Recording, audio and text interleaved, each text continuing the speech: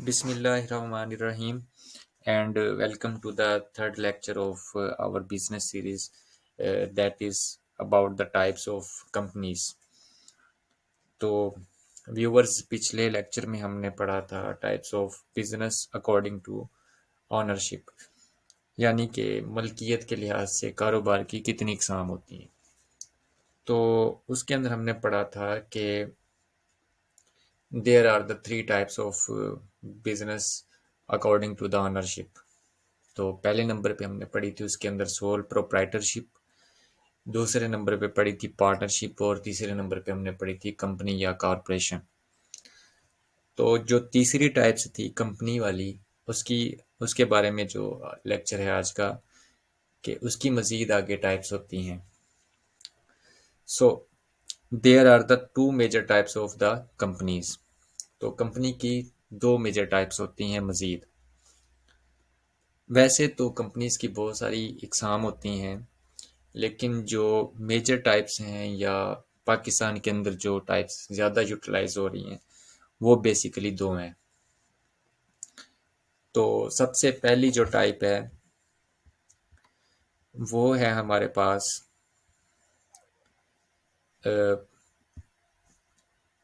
Private limited company है और दूसरे नंबर पे है पब्लिक लिमिटेड कंपनी।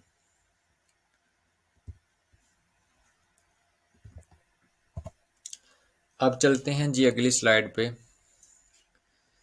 तो सबसे पहले नंबर पे है प्राइवेट लिमिटेड कंपनी क्या होती है। इसकी डेफिनेशन है कि a private limited company is a type of privately held small business entity. This type of business entities limits owners' liability to their shares, limits the number of shareholders to 50, and restricts shareholders from publicly trading shares. आम और सादा लफ्जों में आपको समझाऊं कि private limited company जो होती है ये पब्लिक के अंदर अपने शेयर इशू नहीं करती। बेसिकली जो कंपनी को बनाने वाले होते हैं, इस्टेब्लिश करने वाले होते हैं, वो आम तौर पे या तो फ्रेंड्स होते हैं जो मिल के इस कंपनी को इस्टेब्लिश कर रहे होते हैं, बना रहे होते हैं, या फिर रिलेटिव्स जो रिश्तेदार होते हैं वो मिल जाते हैं और एक कंपनी को इस्टेब्लिश कर लेते हैं। तो जितने भी उसके शेयर्स होते हैं वो खुद बाय करते हैं। फ्रेंड्स होंगे तो भी वो फ्रेंड्स ही जो बनाने जा रहे हैं, उन्होंने एक यानी कि स्ट्रेंथ जो है वो सेट कर ली होती है कि हम जी 50 जो है ना फ्रेंड्स हैं और 50 फ्रेंड्स मिलके एक कंपनी बना रहे हैं। तो बस वो उनकी लिमिट उतनी ही होती है और जो शेयर होते हैं वो उतने ही होते हैं और वही बाय करते हैं। और इसी तरीके से अगर रिलेटिव्स हैं तो वो भी, उनका सिनेरियो भी सेम ही है। तो क्या हुआ कि इस कंपनी को बनाने वाले कौन हो गए, या तो फ्रेंड्स आपस में मिलके बना रहे हैं या फिर जो रिलेटिव्स हैं वो मिलके इस कंपनी को एस्टेब्लिश कर रहे हैं। तो इसके अंदर क्या है कि पब्लिक का कोई अमल दखल नहीं है। तो इसीलिए इस कंपनी के जो शेयर्स हैं वो पब्लिकली ट्रेड नहीं होते, मतलब उसको पब्लिक के अंदर ऑफर नहीं किया जाता और ना ही पब्लिक उनको बाय कर सकती है। दूसरी इसमें बात ये है कि इसका जो लिमिट है मैक्सिमम नंबर्स ऑफ पार्टनर्स की वो है 50 तक, कि इसके जो मेंबर्स होंगे इसको बनाने वाले जो कि आमतौर पे फ्रेंड्स हैं या रिलेटिव्स हैं, तो उनकी तादाद जो मैक्सिमम होगी वो कितनी होगी, 50 होगी। अब इसके जो मेन पॉइंट्स हैं उनकी तरफ चलते हैं। सबसे पहला जो पॉइंट है उसके अंदर ये बताया जा रहा है कि maximum number of share holders is 50। Maximum number of share holders is 50, यानी कि इसके अंदर जो मैक्सिमम लिमिट है पार्टनर्स की या शेयर होल्डर्स की वो कितनी है, 50 है, कि ये 50 से ऊपर नहीं जा सकते। दूसरे नंबर पे बात हो रही है कि normally share holders of the company are relatives and friends. तो जो इसके पार्टनर्स या शेयर होल्डर्स होते हैं वो कौन होते हैं, रिलेटिव्स होते हैं या फिर फ्रेंड्स होते हैं, ये बात मैं पहले ही बता चुका हूँ। तीसरे नंबर पे जो बात है कि this company can not issue the shares to the public.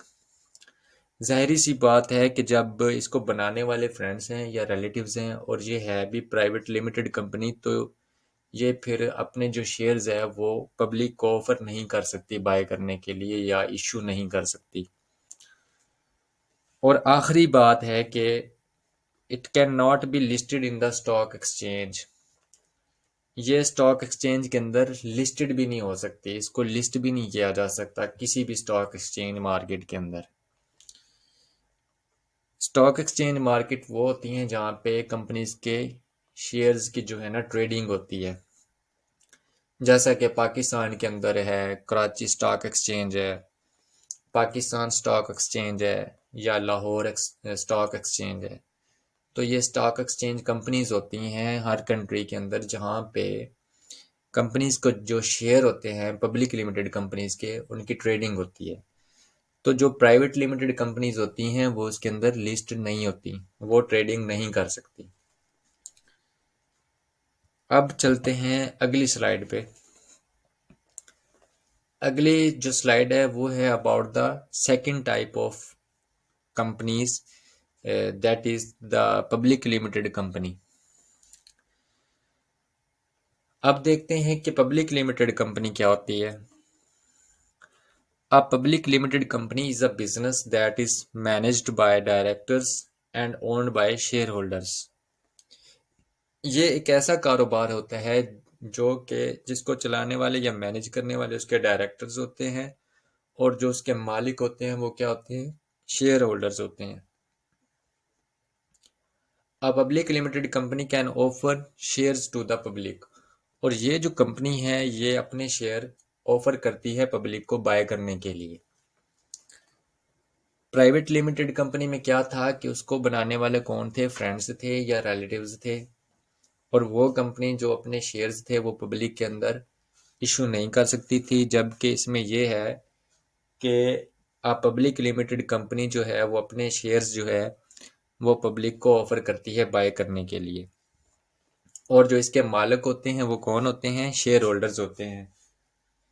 और इसको जो चला रहे होते हैं, ये इसका जो सारा का सारा बिजनेस है उसको जो मैनेज करने वाले होते हैं वो कौन होते हैं, डायरेक्टर्स होते हैं।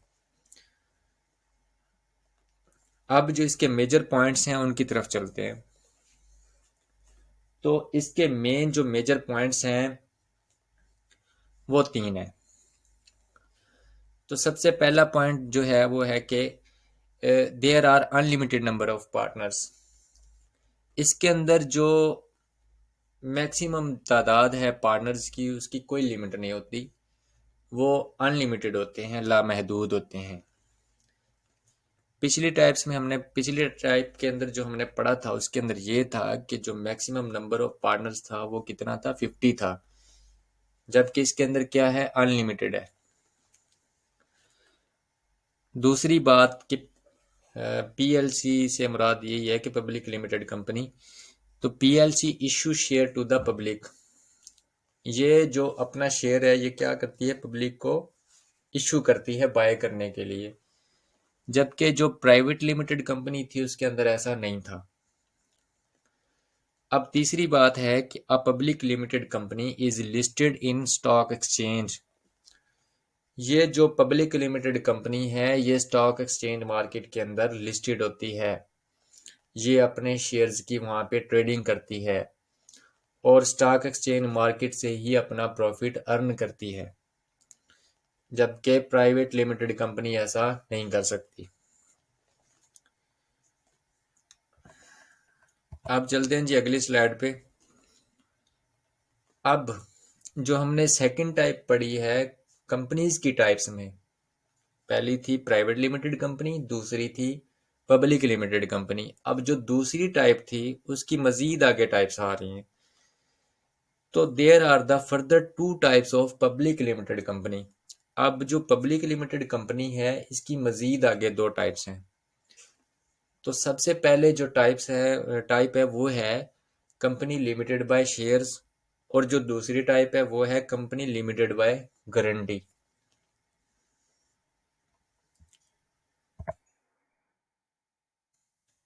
अब इन दोनों टाइप्स को,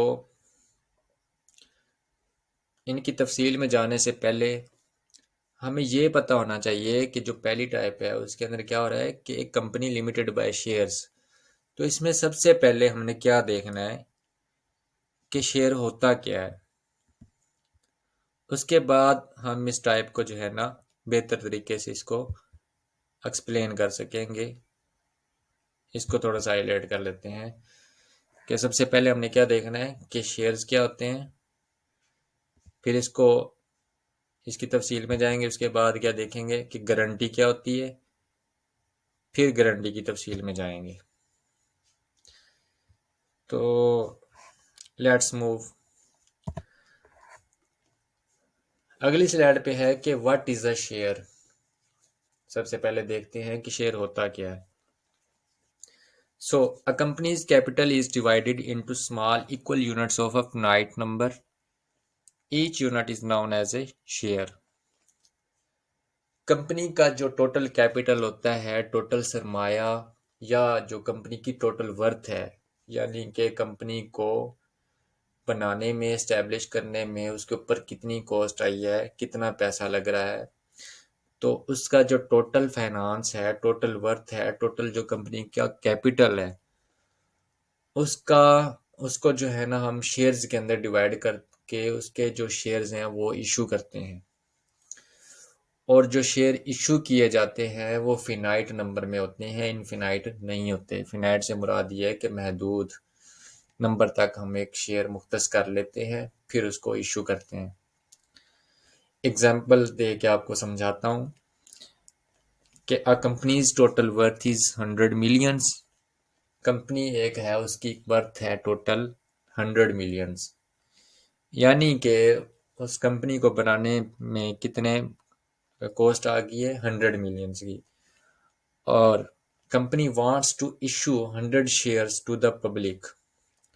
और कंपनी उस 100 मिलियन जो वर्थ है उसकी, उसके जो है आगे 100 शेयर इशू करना चाहती है पब्लिक को।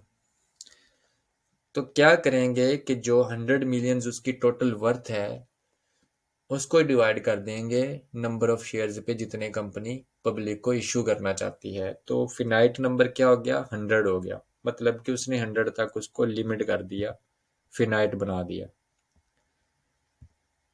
तो क्या होगा कि हम क्या करेंगे कि 100 मिलियन जो उसकी वर्थ है उसको डिवाइड कर देंगे उस टोटल नंबर ऑफ शेयर्स पे जो वो इशू करना चाह रही है।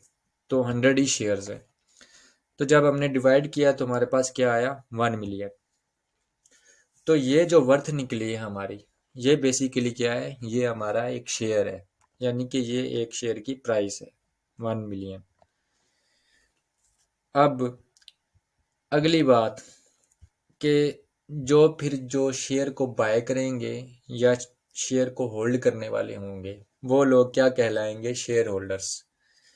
यहाँ पे लिखा है कि the holders of the share और the persons who buys the share of the company is known as a share holders और the owners of the company. वो कंपनी के शेयर होल्डर्स कहलाएंगे या फिर कंपनी के मालिक कहलाएंगे, क्योंकि जो कंपनी का शेयर होल्डर होता है वही बेसिकली कंपनी का मालिक होता है।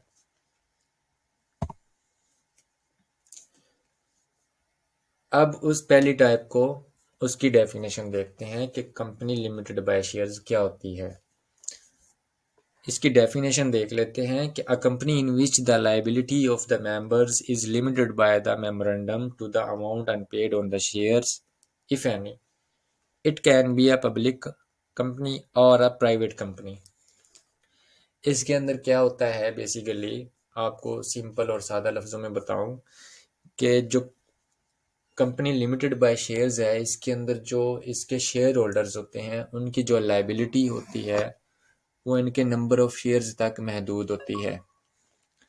जितने पैसे के, जितने फाइनेंस के, जितने कैपिटल के उन्होंने शेयर बाय किए होंगे तो उनकी लायबिलिटी भी उतनी वर्थ तक ही होगी। और दूसरी बात ये है कि जो share holders of the company है ये प्रॉफिट अर्न करते हैं अपने शेयर्स के ऊपर। जितने के उन्होंने शेयर बाय किए होंगे तो उतने परसेंटेज के लिहाज से उनको प्रॉफिट मिलेगा, अगर कोई नुकसान होता है तो उतनी परसेंटेज के हिसाब से उनको लॉस भी बेयर करना पड़ेगा। अब दूसरी टाइप को डिस्कस करने से पहले उसमें भी देख लेते हैं कि गारंटी क्या होती है, क्योंकि वो दूसरी जो टाइप है वो है हमारी अ कंपनी लिमिटेड बाय गारंटी। तो सबसे पहले उसमें भी देख लेते हैं कि गारंटी क्या होती है। A guarantee is a private transaction by means of which one person to obtain some trust, confidence or credit for another। इसके अंदर बेसिकली क्या है कि एक बंदा जो है ना, वो जो कंपनी बनाने वाला है उसको गारंटी देता है। गारंटर जिसको कहते हैं, गारंटी देने वाला कौन होता है? गारंटर होता है। वो जो कंपनी बना रहा है, जो इस्टेब्लिश करने जा रहा है, वो सबसे पहले क्या करता है कि एक तंजीम बनाता है, मतलब के बंदों को गैदर करता है, इकट्ठा करता है, जिनको वो अपनी कंपनी में लेके चलना चाहता है। तो जब वो टीम बना लेता है, कंपनी को बनाने लगता है, तो फिर वो अपने जितने भी उसके कंट्रीब्यूटर होते हैं, बेसिकली वो गारंटर्स ही होते हैं, तो उनसे वो गारंटी लेता है कि मैं ये चीज़ या कंपनी इस्टेब्लिश करने जा रहा हूँ किसी खास पर्पज़ के लिए, तो इसके अंदर जितनी भी इसकी लाइबिलिटी को मीट करने के लिए एक्सपेंसेस आएंगे, तो वो एक्सपेंसेस जो है ना आप लोग डिवाइड करके मुझे दोगे। तो वो आगे से अगर एग्री हो जाते हैं तो वो एक कंपनी बन जाती है, जिसको कहते हैं क्या, कंपनी लिमिटेड बाय गारंटी।